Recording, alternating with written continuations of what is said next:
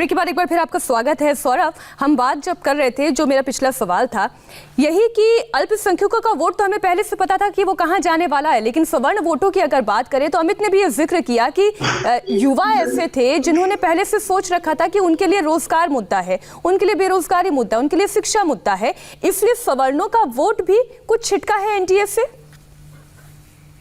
मुझे मुमकिन है मीनाक्षी, देखिए, लेकिन मैं इस चुनाव को मैं एक धुरी पर परखना चाहता हूं। वो मैं पहले भी कह चुका हूं, वो है नीतीश कुमार के लिए लोगों के संबंध में क्या नाराजगी और गुस्सा था, और क्या वही परिवर्तन का जो उनके मन में नाद था वो इतना बढ़ गया कि वो नीतीश कुमार को बस हटाना चाहते हैं किसी भी कीमत पर। अगर इस कसौटी पर आप इस चुनाव को परखेंगे, अगर ऐसा है तो फिर तो जो एग्जिट पोल 180 दे रहा है तेजस्वी यादव को, वो भी मुमकिन है, और 150 तो पूरी तरीके से मुमकिन है। तब तो नीतीश कुमार का जाना तय है, अगर ये उनके खिलाफ नाराजगी वाला चुनाव था। लेकिन अगर ऐसा नहीं है तो फिर जात का जो पैटर्न है पारंपरिक वोट बैंक का, वो वैसे ही पढ़ना चाहिए। महिलाओं में अगर नीतीश लोकप्रिय है तो उनको महिलाओं का वोट भी मिलना चाहिए, और जंगल राज भी काम करना चाहिए, जंगल राज का स्लोगन भी काम करना चाहिए। तो हमें दोनों तरीके से परखना होगा।